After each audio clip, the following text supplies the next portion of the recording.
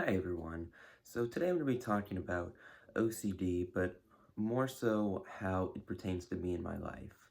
For a little bit of background information, I've had OCD for my entire life. My mother has it, her mother has it, and our family pretty much has a history of mental illness, whether it be eating disorders, ADHD, bipolar, other stuff. Um, and so my OCD has come in many forms throughout my entire life. I've had contamination OCD, hoarding OCD, and little like areas relationship OCD. I've had checking, purely obsessional, symmetrical OCD. Obviously, all the intrusive thoughts that come with it. But the main OCD um, that's really been constant throughout my entire life has been mostly morality OCD, I would say. I've always been concerned with what's right and wrong, um, pretty much my entire life, but I'd say it's a lot more than the average person. So I've gone through bouts of depression at an early age from around 9 to 10 years old up until around 14 or 15 years old, just from one thing surrounding morality OCD. So basically, what happened was when I was around that age, again, like 9 or 10 years old, I had seen this video on this website. I'm pretty sure most of you probably remember it. I don't think it's around anymore, but it's called Live Week. And they'd pretty much just have videos, really morbid stuff of people either getting hurt, injured, or killed. It was a pretty terrible website, and it's pretty gross to think that it was around for as long as it was.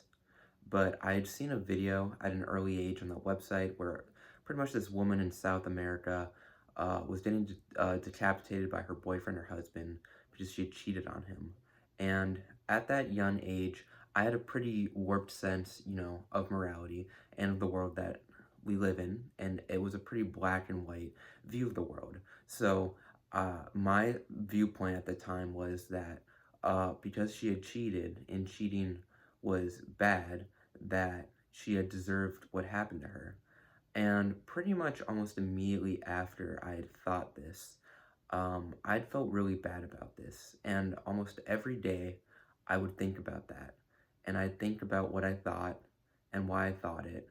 And I got pretty depressed about it. I thought terrible things about myself. I'd cry myself to sleep pretty much every night because I thought I was an awful person for thinking this uh, about this person. And so I'd also felt like I disrespected this woman and I needed to make up for it.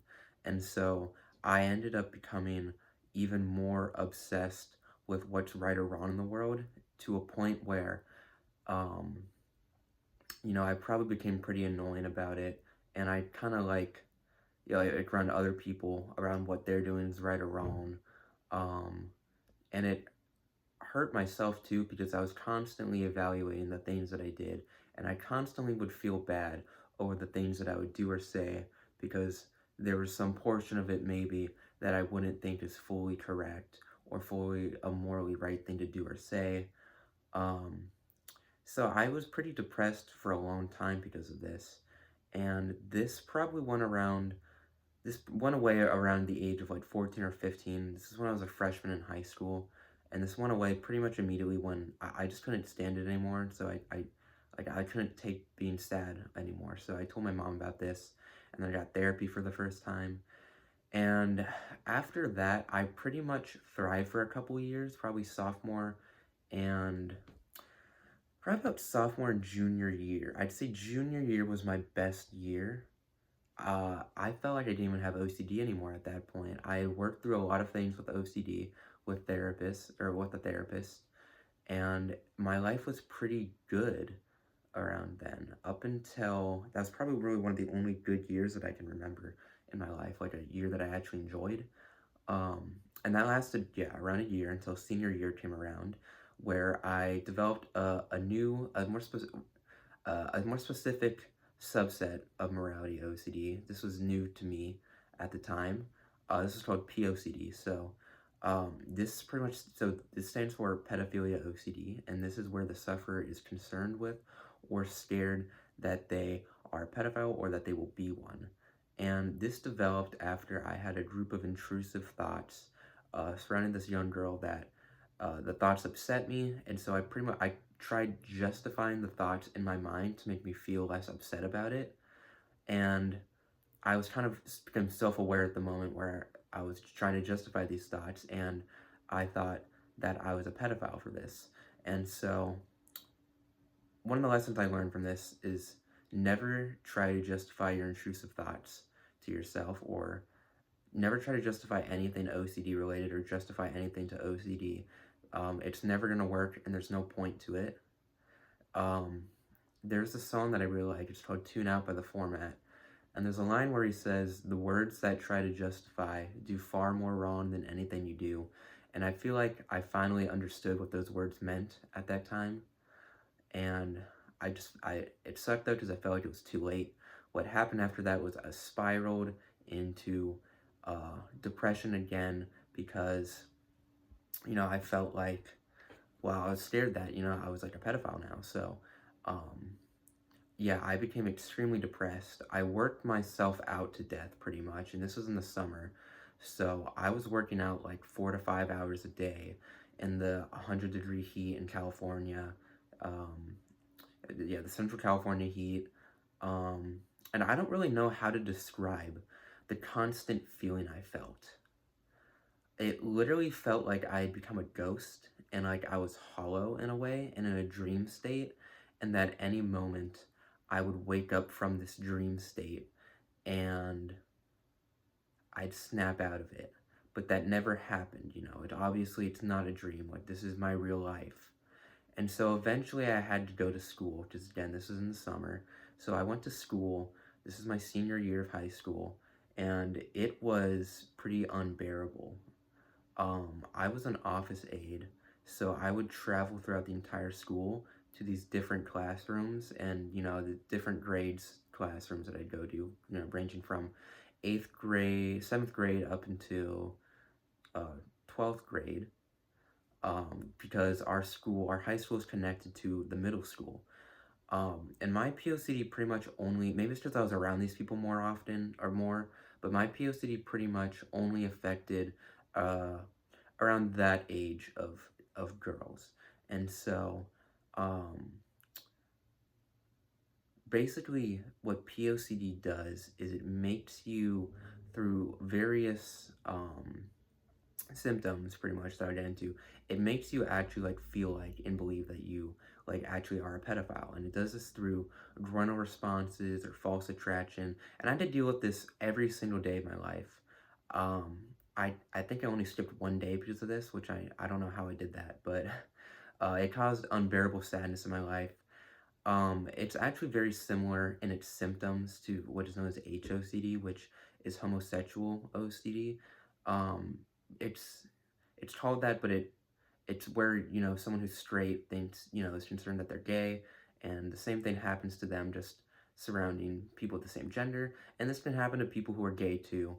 It's called the same thing, but it'd be the same thing, just reversed, where they're concerned that they're straight, and it happens to them around people of the opposite gender. Um, and so it's similar in the way that they operate, and that they both make you actually feel like you're attracted to something that you aren't actually attracted to. And I was constantly battling the idea, that I was a pedophile, and it was hard for me to believe there was a reality where I wasn't one. And so what's funny about this is I've never actually been attracted to anyone who was more than 1 year younger than me in my entire life. And I remember in high school when I was in a classroom in, I think this was 11th grade, there were some 10th graders in that class, and I remember feeling bad about being attracted to some of the 10th graders when I was in 11th grade. Um, so that kind of shows, where I was, with this type of stuff before POCD. And, somehow now I'm concerned, that same person is concerned that they're, a pedophile. And an important distinction to make right now, too, is that people with POCD are not attracted to any children or anything like that, and they wouldn't do anything to harm a child, and they're actually the least likely to ever do something like that. They have a deep fear of something seen as being so taboo, like being attracted to young children or so.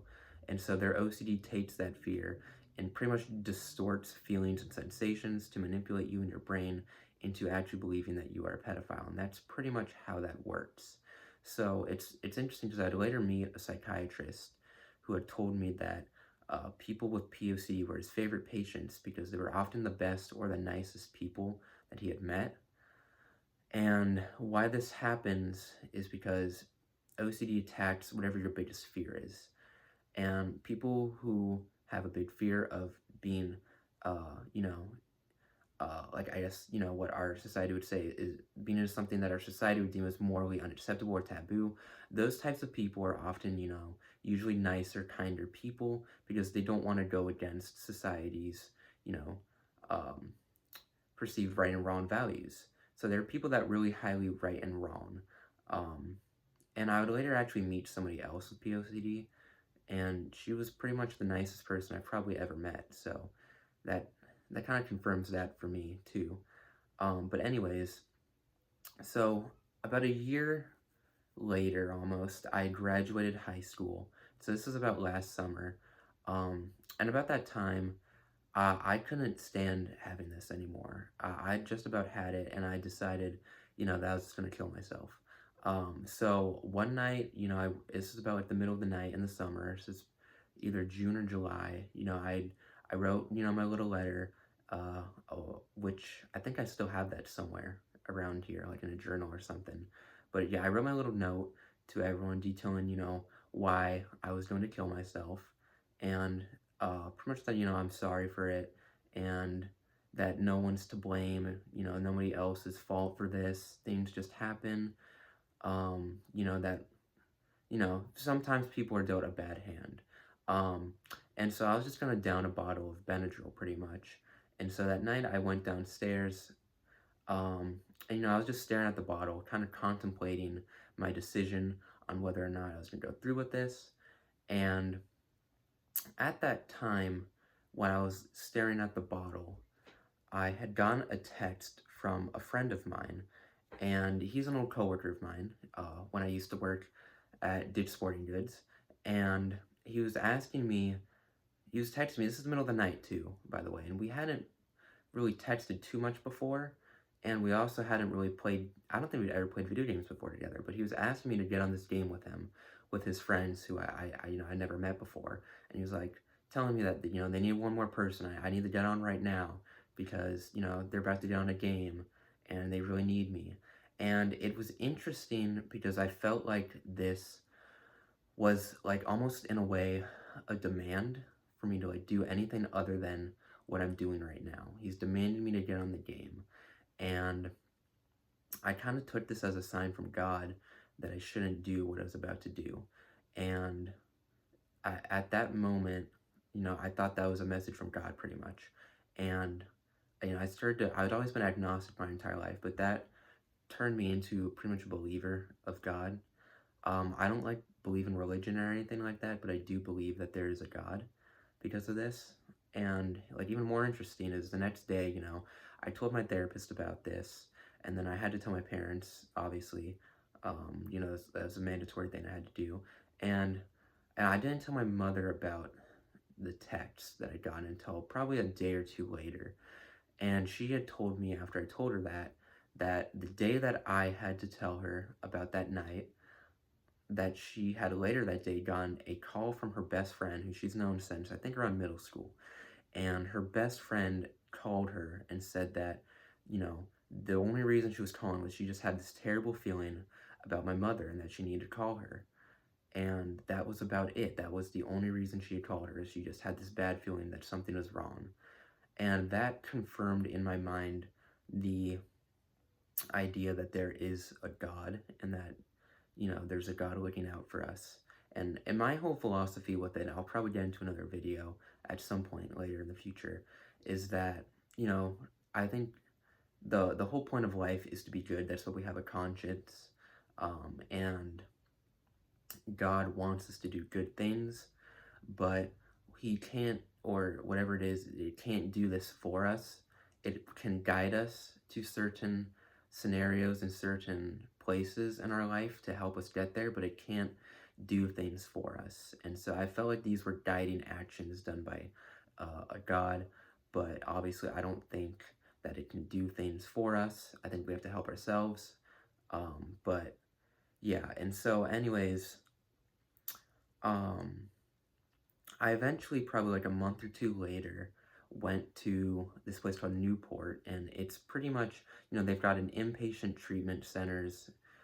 They had some in California, which I went to, and the treatment centers deal with a variety of things, but they have some that are specifically for OCD, which is what I went to. I went to a specific OCD in treat, uh, inpatient treatment center. It was a house with a few other people who had OCD, and we all lived there. We were there for a few months, and we did pretty much um, CBT and ACT.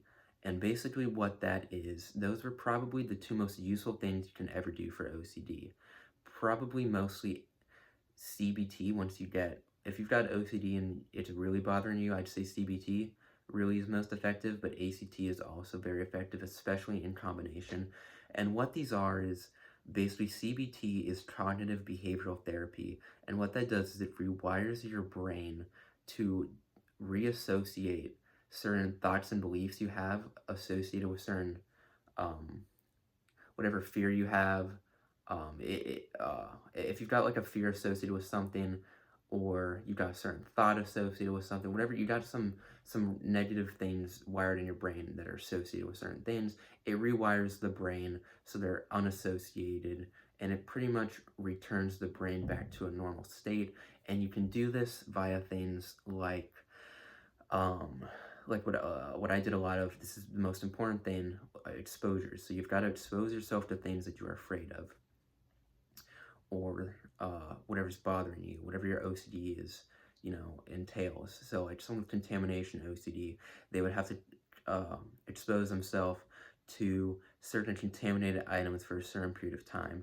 And you gradually increase the time you're exposed to those things. You start with low intensity exposures, and you go up higher and higher as you get more comfortable. So with me, I would be around, middle age or middle school age girls for a while, and it would basically rewire my brain to not associate fear with them, and it would stop a lot of the negative symptoms I had with them, and I'd return to feeling normal around them, and not, uh, feeling these negative thoughts or feelings around them. Um, so an important note there also is that a lot of feelings that come with POCD, whether it be like feelings of like groin responses or false attraction, they do come from or are misinterpreted from feelings of anxiety and fear. And so once you lower that anxiety and fear, you'll find that you feel normal again, and these feelings that make it feel so real, like the POCD is so real, and that you're actually a pedophile, you notice as you become less anxious and less afraid of these things, those feelings go away. And that's again because those feelings aren't actually there. They are this manifestation from your brain that it has created with OCD to make it feel real from these uh, these feelings of fear and anxiety that is misinterpreting inside of your brain and trying to rewire and twist. Um, and so that's CBT. And then ACT is when you pretty much learn to accept your life, your thoughts and feelings, and commit to living your life regardless of the way, whatever you're dealing with. You commit to living your life in a way that is true to yourself. And you just learn to accept these thoughts, these feelings, and behaviors. And that's very important as well. I feel like that helped with a lot, especially with the suicidal ideation. Um, so the ACT was great. I think CBT is the best thing. Again, as the exposures make the false feelings I had feel less real and return back to a normal state, anxiety around these girls went down, and as a result, the feelings of groin responses or false attractions went down as the two are associated with each other. And I also had met a lot of great people in uh, the OCD treatment center. So these are people I'll cherish them for the rest of my life. I'll never forget them because they changed the way, I will live my life and see life. I think these are probably the most impactful 3 months I'd ever had. Um, and even met somebody there with POCD, and that meeting that person had also changed the way, I think about myself and POCD and stuff like that. Um, and so that was about last summer. I had gone out, and you know, now my POCD has reduced significantly. There's still like certain aspects of it that are still there that are slowly going away, but it's very uh different, and it's reduced a lot, the symptoms, since it first started. It's been about almost 4 years now, and it's it's very minimal. It's a low maintenance thing for me now. um and that kind of brings me to another chapter of my life, and that is like having to deal with things like dating and stuff like that. So, I'd never dated before, but I'd always been, I guess, this is kind of cringe, but I guess like a hopeless romantic in a way. Um, and during my POCD journey, one of my symptoms was this loss of attraction. So, people and things that I was normally attracted to, I just didn't feel attraction anymore. Like wasn't, I couldn't feel it around these people anymore, these things. And that also really hurt and scared me even more and made me feel even more disconnected with reality in life.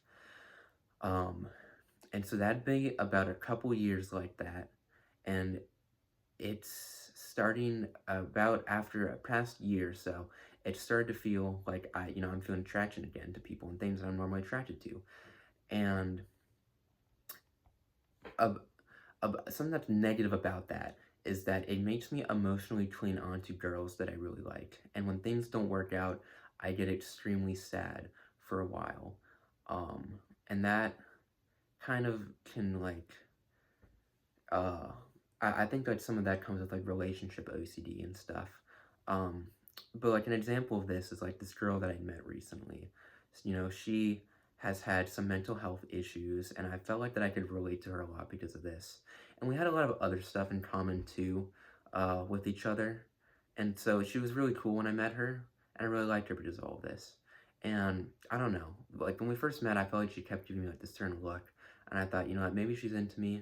I kind of like her, and she started following me a few days later on Instagram. We started texting for a while, and then we finally met, and she was like super cold to me, which, you know, that hurt me. And then she eventually ghosted me too.